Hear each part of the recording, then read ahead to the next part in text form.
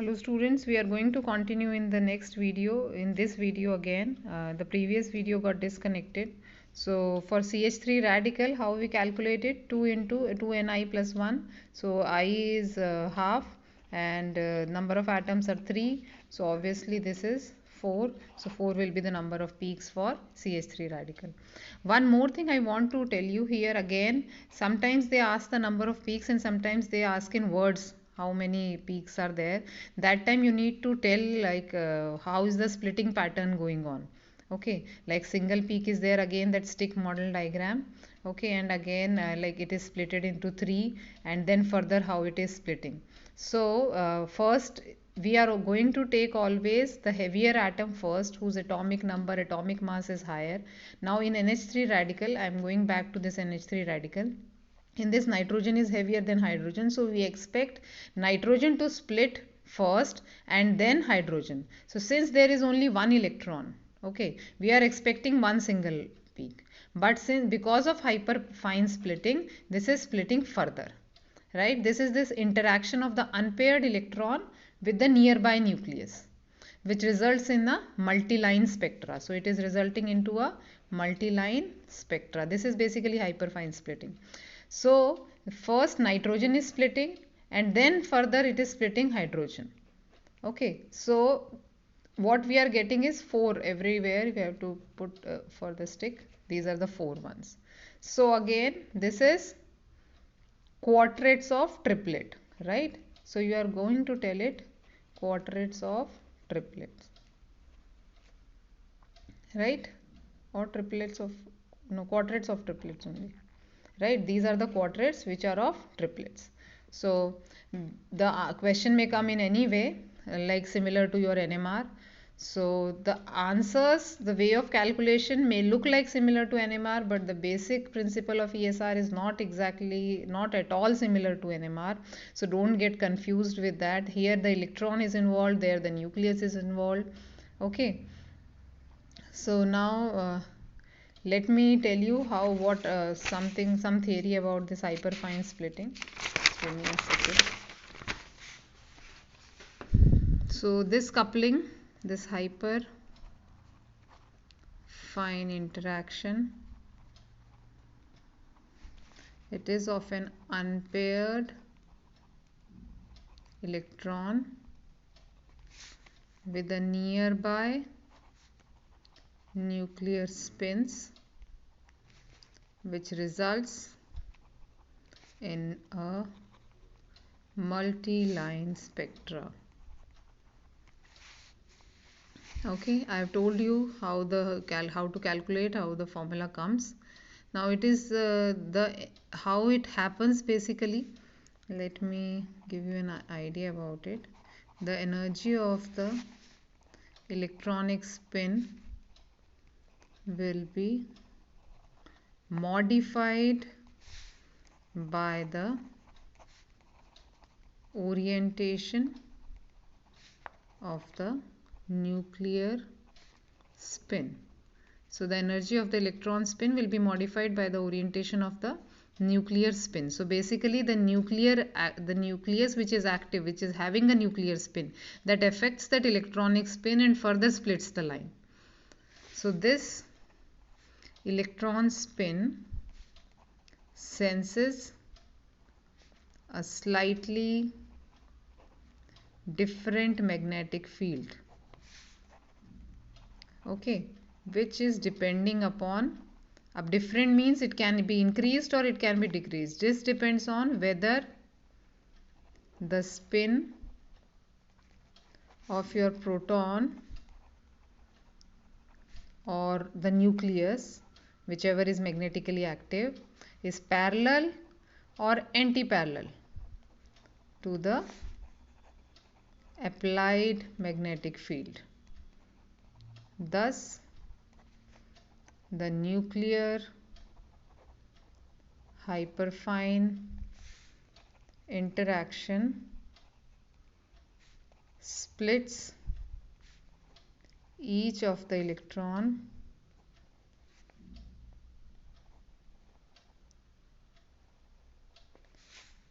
levels that is the Zeeman levels, which you use to write the spins, half, plus half, minus 3 by 2, right?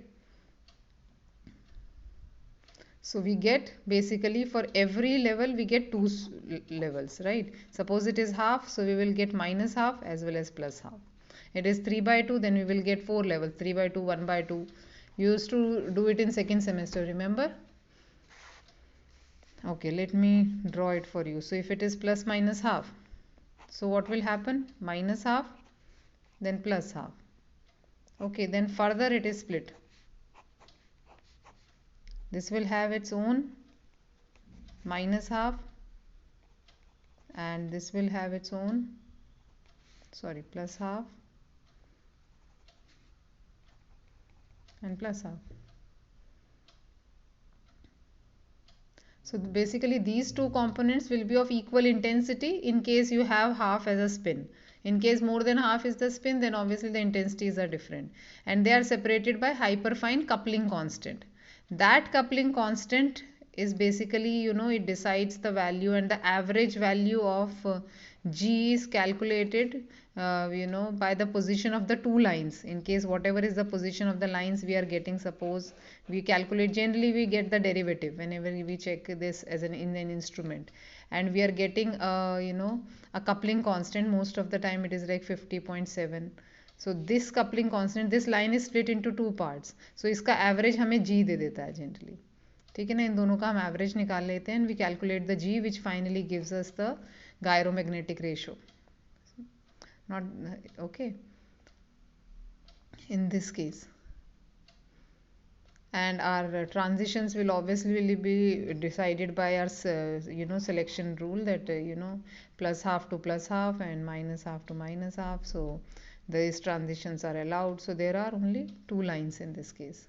So either you are expected to draw the stick diagram, or you are expected to draw the diagram like this, where you have to show the hyperfine splitting, the transitions from lower to higher energy level.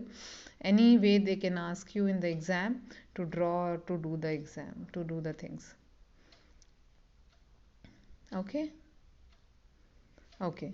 I expect you to solve this question C6H6 and tell me how many are the lines and whether it is following the Pascal's triangle and naphthalene radical.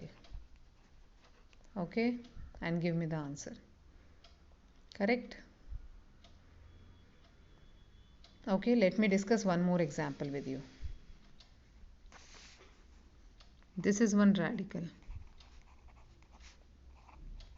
This comes quite often, they ask. Okay. Now both these hydrogens are in different environment. So obviously they both are different. Carbon is not going to contribute, so you can calculate for them. So both will act as like 2Ni plus 1 and 2Nij plus 1. And you can calculate by putting the values. 2 into 2 into half plus 1 and 2 into 3 into half plus 1. Right? You can calculate the answer. Okay, now let's do it for this CH2 radical. Okay, one single electron, this will be there.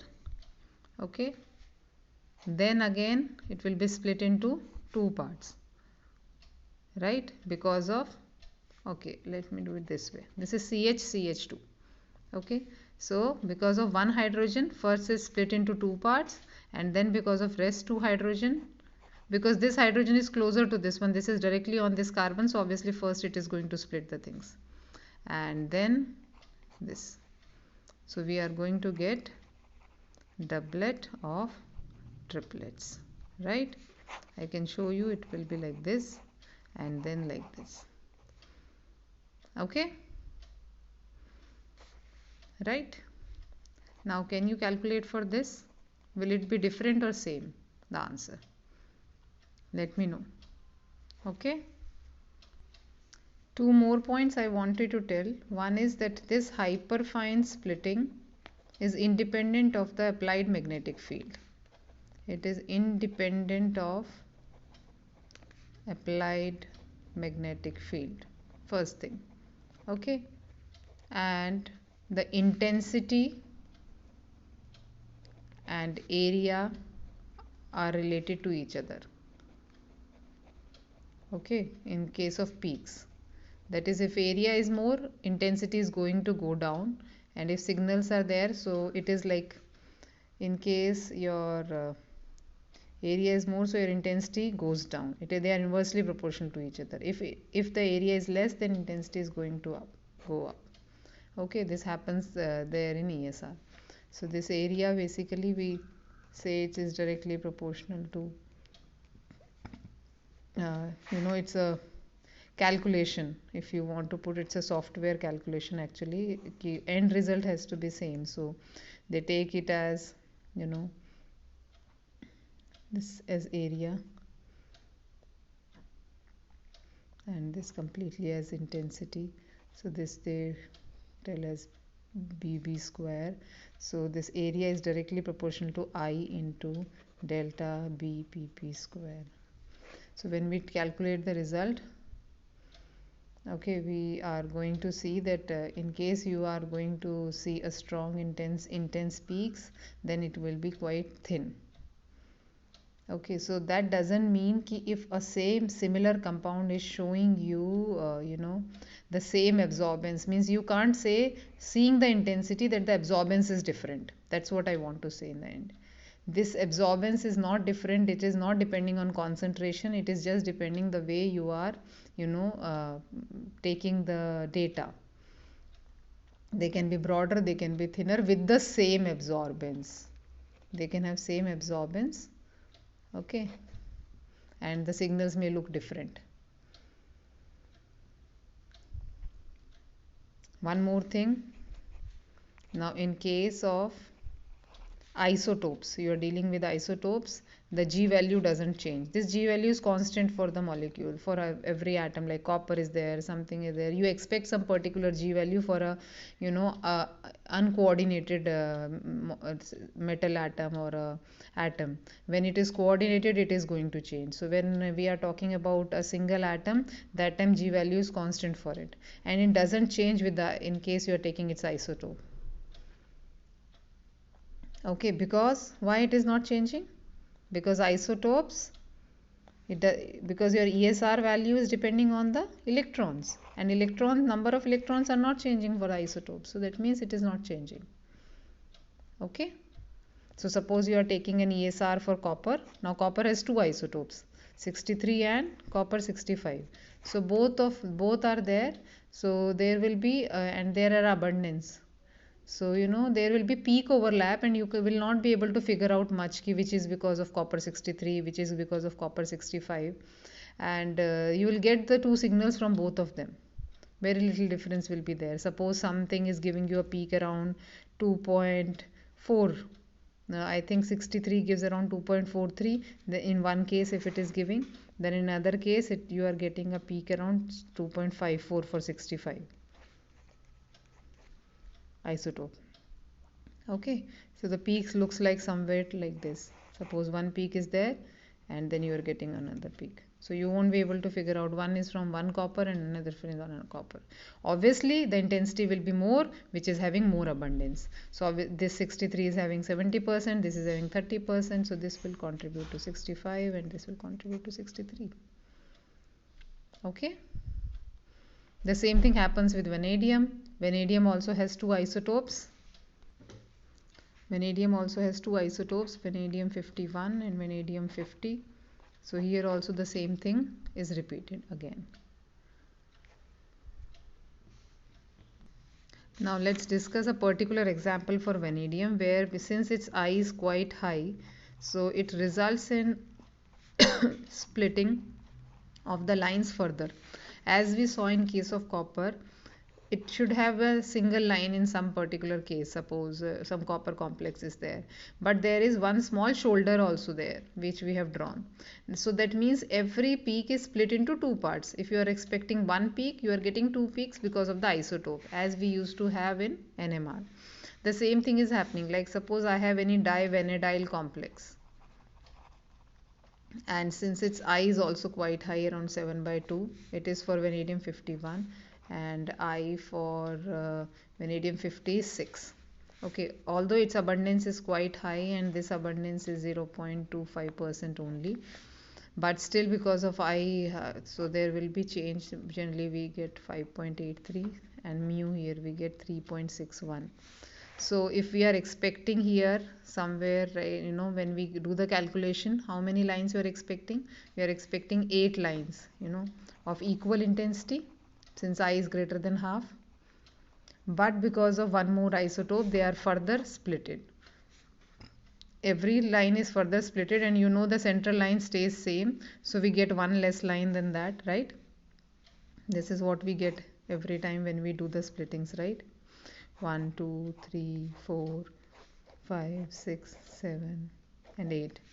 And further the splitting will be there. So in all we get 15 lines for this spectra. This is a very standard question. It came in so many entrance exams also. So we generally get a spectra like this, if I show you. Because generally the central line overlaps and we get 2 lines for them. Right? 2 lines merge and give one central line. That's why we don't get equal. Like 8 is not split into 16 most of the time. It is, according to Pascal's triangle and non-Pascal triangle as well, you are going to get 15 lines. So 1, 2, 3, 4, 5, 6, 7, 8, 9 and so on you can make it, I think. Okay. So this is about the splitting. I'll send you some more questions in your assignment for calculations and for doing the things.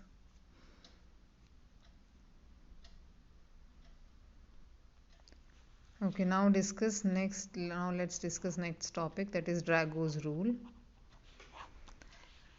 This is a very common example which we discuss for Drago's rule, and the same example I am going to discuss so that it is easy for you to understand, since you have seen these complexes very often. Hydrogen, how the rule states is, that is hydrogen when attached to a magnetically, they state in a very different ways in different books which you refer, but I am going to tell you in a way that you can easily understand. For quoting in a paper you can follow any book. Okay, so in case a molecule is attached to a magnetically active nucleus, those hydrogens will not take part in the splitting. So hydrogens when attached to magnetically inactive nucleus will participate. Okay, I'll take the example of CuNH3 2 plus, and here I am going to take the example of titanium. Okay, so in this case you can see this copper is also magnetically active, and with copper nitrogen is attached. Okay, so copper and nitrogen is going to contribute for this ESR spectra, because copper will have unpaired electron, that's why ESR spectra we can take. But hydrogen is not, you are not going to count hydrogen. Okay, I is 3/2 for copper, and for nitrogen we know it is 1. So again you can calculate it like this. Okay, and I think you can do the calculation, and we are going to get 36 lines for this. And same way we can do for this 2Ni, that is for titanium. And since this titanium is coordinated to oxygen, and oxygen has hydrogens connected to it, and we know oxygen is not active magnetically, so 2NiH plus 1. So here hydrogen is going to contribute, and your resultant answer will be 52 lines you are going to get. Okay, so hydrogen is not contributing here, but it is contributing here. This is basic Drago's rule. Okay, you can get any complex in the exam to solve it. Okay, now let me discuss one more thing, that is Jahn-Teller distortion, which we have discussed in graduation. You have read it several times, because of the asymmetric filling or because of the unsymmetric ligands. There may be so many ways why the Jahn-Teller distortion is happening, right? Now since I have a complex, this is a quite a common complex which you have seen, जिसमें axial bonds are stretched and the others are shrinked. So we know there are two types of hydrogens here, these axial and equatorial. So they are going to behave in a different way, and obviously then they are going to contribute differently for our ESR lines. To 2 into 1 into 3 by 2 plus 1. This is for copper. Then we have to take for hydrogens. Suppose if I mark these hydrogens as B and this one as A's, so you can see it will contribute somewhere around 2 into 8 plus half plus 1 into half plus 1 plus 2 into 4 into half plus 1. Right? Obviously hydrogens are going to contribute since they are coordinated to oxygen. Right? So in all we are going to get 180 lines for this. Okay. Now give me the answer. I'll write this complex here.